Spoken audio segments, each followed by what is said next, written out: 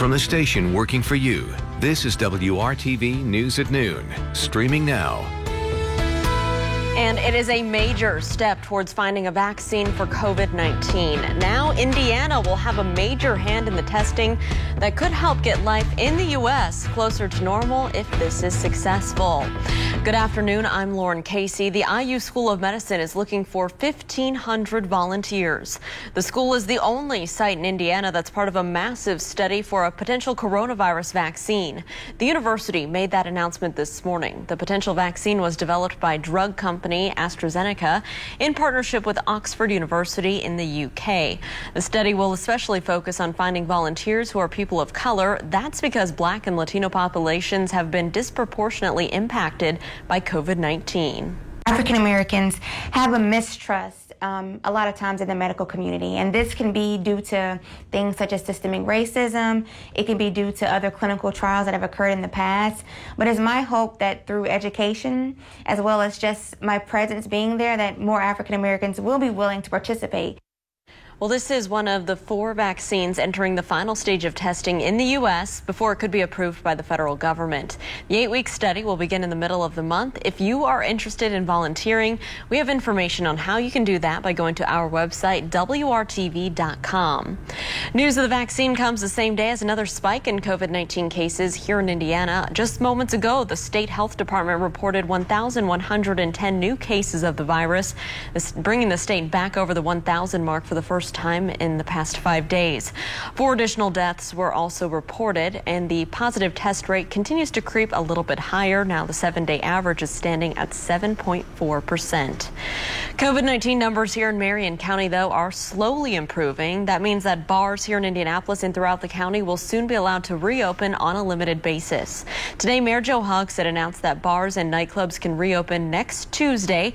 However, indoor capacity will be limited to just 25%, while outdoor capacity will be at 50%. In addition, if you go to a bar, you'll have to sit at a table, as seating at the bar was still not allowed. Moving around inside the bar will also be limited, and the mayor has called up a 1980s movie reference to make his point. And I promise you that Dr. Kane and her team will go full footloose on your business if you're operating as a dance club. So the mayor says that Marion County's other COVID-19 restrictions, including the mandatory mask order, those will remain in effect. Let's take a turn right now to our forecast. Todd Clausen is standing by at home this midday. And Todd, looking forward to the rest of the afternoon, maybe eating dinner outside. Hopefully, what can we expect out there this Thursday? Yeah, you should be able to do anything you want outdoors here, Lauren, whether it's this afternoon or this evening. The one little time frame I think we'll focus on for the change to occur is probably sunset and onward throughout the remainder of the evening. And that change is a cold front that's going to head our way. And as it comes through, there could be a stray shower. But until sunset, you are in good shape. The view from downtown to the north shows the partly cloudy skies out there. And temperatures, after being in the 60s and 70s this morning, are in the 70s and 80s now in some locations. Peru and Terre Haute have cracked that 80-degree mark. 78 in Indy. 79 is the current temperature in Bloomington. There's just a little more in the way of cloud cover still across southern locations. I mentioned that cold front. You see it right here with a band of cloud cover that stretches just north of Chicago. That will come through later on this evening, but along that front, you do not see much of anything in the way of moisture. So I think we're completely dry through 8 p.m., just a little more in the way of cloud cover closer to sunset after a high temperature of 83. And if you do see any rain with that frontal passage, it is just going to be a brief and quick light sprinkle. We're not expecting any thunderstorms. That is good news. It ushers in a beautiful stretch of weather for tomorrow and the weekend. More on that in just a few minutes, Lauren. All right, Todd, thank you. New this midday, even as the economy tries to bounce back, unemployment is still a major problem for thousands of Hoosiers. Here are the latest numbers from the Labor Department. The first-time claims for regular unemployment rose slightly last week to 10,783. But the government also says that more than 7,600 Hoosiers filed for pandemic unemployment assistance. Now, those benefits are for people such as self-employed workers and independent contractors who are not eligible for regular unemployment. The Labor Department says that another 7,000 Hoosiers filed for pandemic emergency unemployment. That is the extra money available for some workers who have already used up their regular unemployment benefits. New this midday, Indiana University says that COVID-19 cases on parts of its campus are just getting out of hand. That's why they're taking action aimed at Greek organizations where they say a lot of the spread of the virus is coming from. Today, IU announced that it would recommend the shutdown of all 40 Greek houses on the Bloomington campus. 30 of those houses were already under quarantine due to the high number of COVID-19 cases and close contacts. The final call on the houses, however, will be up to the Greek organizations themselves. You may not know that while we work closely with the Greek organizations, their houses are owned and operated by their respective housing corporations, which means that IU Bloomington does not have the authority over these privately owned residences to order them closed. That's why we are making this recommendation. IU says around 2,600 students live in those Greek houses. Carney says that the positive test rates in many of those houses is well above 50%. He says dorms on the Bloomington campus are not seeing high test rates so far. The president takes aim at riots and looting in what he calls Democrat cities. More on that, plus the latest from the campaign trail as his opponent meets with the family of a police shooting victim. Todd. And Lauren will take you out to Greencastle at this noon hour and show you a live picture across the campus at DePaul University. And you can see skies are partly cloudy. It's a pleasant and seasonable day for some progress here across the area. There is a nice welcome change, though, that is heading our way tonight once a cold front comes through. We'll talk about the great weather ahead coming up in your Storm Team 6 forecast. You're watching WRTV News at Noon.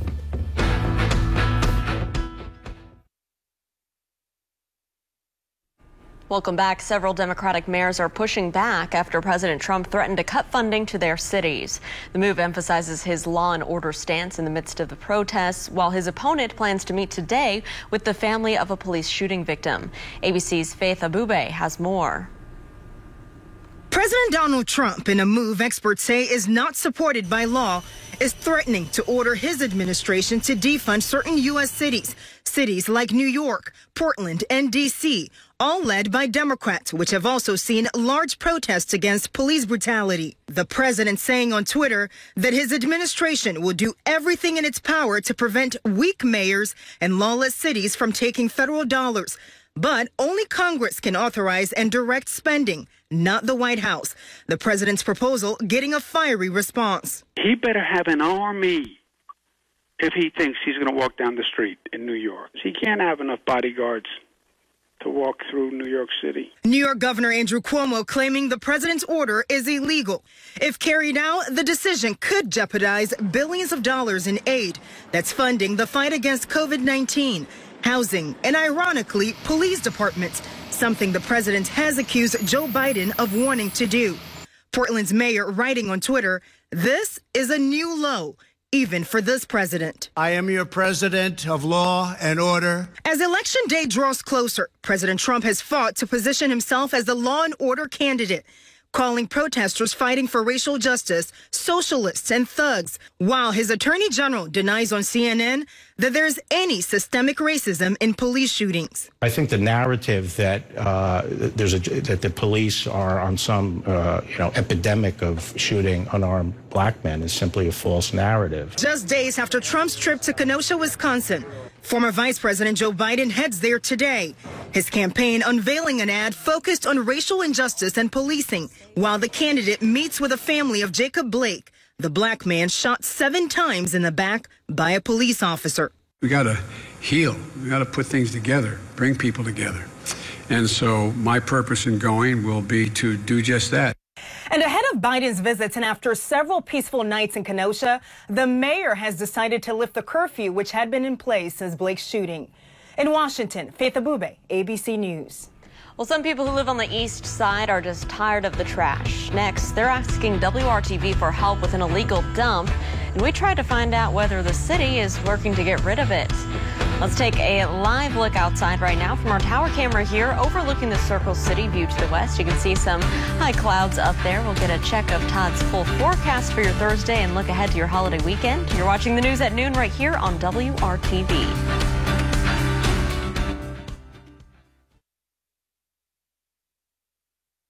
Welcome back. So this is something many people in central Indiana neighborhoods can relate to. Trash and junk just illegally dumped in their streets and alleys.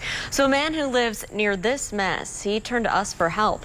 Our Cameron Riddle shares that neighbors have a message for the litter bugs, and he asked the city what's being done to put a stop to this problem no matter where you live. On the east side of Indianapolis, there is an ongoing problem. Trash illegally dumped in multiple places. In one case, making an alley impassable. And about a mile away, a city street looks like a salvage yard. There's two phases to it. I mean, one, the community needs to just stop dumping their trash in our alleys. I am an east sider. And two, the city probably knows this is here, and why they're not cleaning it up or haven't cleaned it up, I don't have any idea. Tim Hughes says for months he has watched trash pile up in this alley across the street from the juvenile center. The alley, which passes between homes and a gas station at the corner of 25th and Keystone, is filled with parts of couches, pillows, dumped tree limbs, and whatever else. And on any given day, dumped items turn Valley Avenue under the I-70 bridge into an obstacle course. Last week, we found everything from a toilet to a piano. There were couches, there were big, old, heavy flat screen TVs, man, a bunch of trees, maybe a little drywall, just over on Valley Street is just ongoing dumping ground. Hughes wants whoever is dumping trash to stop using the place he calls home as their community trash heap. Cameron, it's a shame that we have people out here doing it. They go out, they make the easy dollar, and instead of going to the dump, they just come into an alley and dump it, and it's really a shame. We really ought to stop treating our community like this. Since last week, much of the trash on Valley Avenue has been cleared. But already today, a set of tires was found dumped on the same street. Hughes is now retired, but was a longtime employee of the Department of Public Works. Being a former city worker, I can tell you, these people know where they can get away with dumping this stuff at. So if you were to clean this up today, they may be back tomorrow, who knows, but it's a shame. On the east side, Cameron Riddle, WRTV. Cameron, thank you. So we reached out to the city and learned the Department of Business and Neighborhood Services has investigated 8 cases of illegal dumping in that specific area on the east side. They have referred the cases to the Department of Public Works to be cleaned up. The department encourages anyone who notices trash piling up or illegal dumping to contact the Mayor's Action Center. They also plan to continue to organize those monthly neighborhood cleanups once the coronavirus restrictions are lifted. And for a small fee, you can drop off large items or heavy trash every Saturday at the Citizens Transfer Station that's located on South Belmont Avenue. All right, let's take a look at our forecast for our Thursday. Todd, we want to see what's happening today, and I think a lot of folks are planning ahead for the holiday weekend.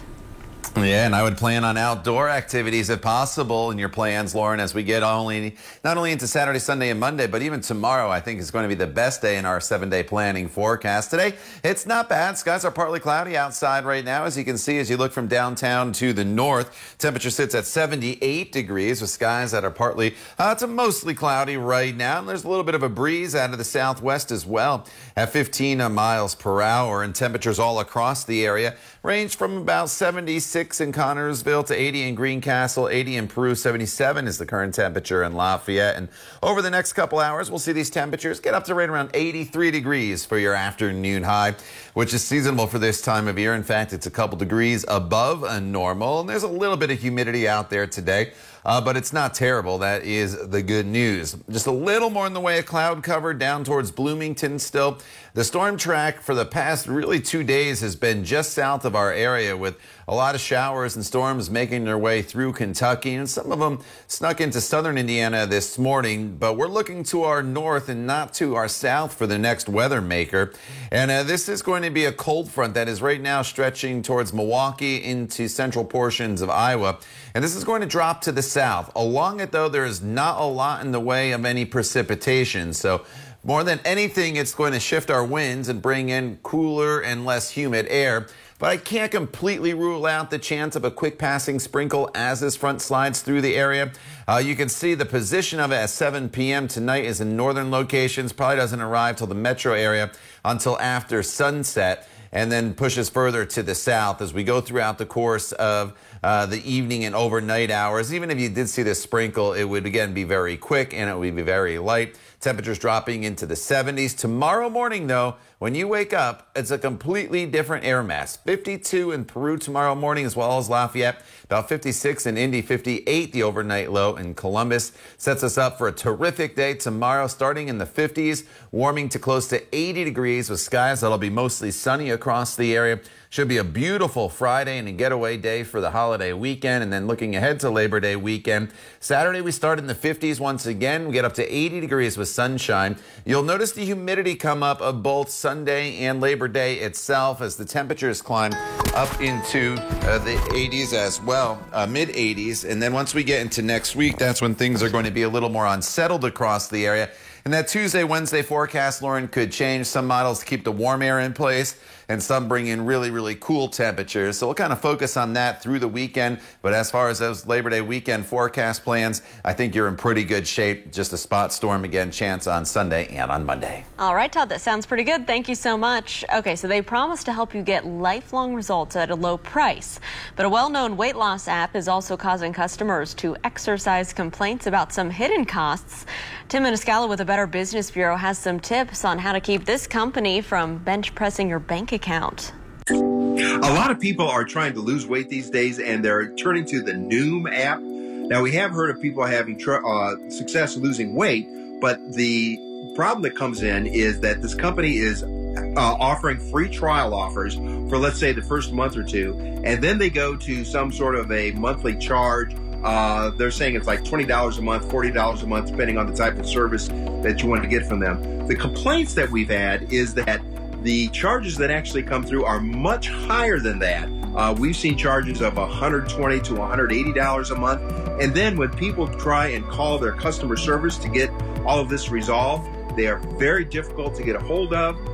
The charges seem to keep coming through. People are having a lot of difficulty getting their charges, redone or actually canceling the service that they have.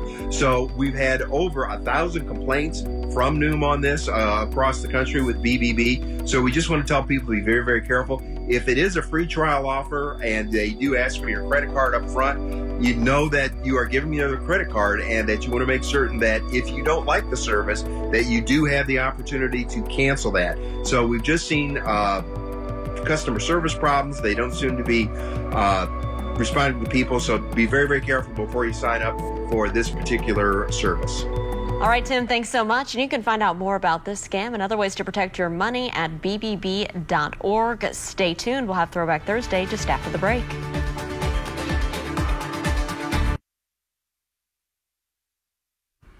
Today on Throwback Thursday, it's a farewell to Fido, hello to Hamlet.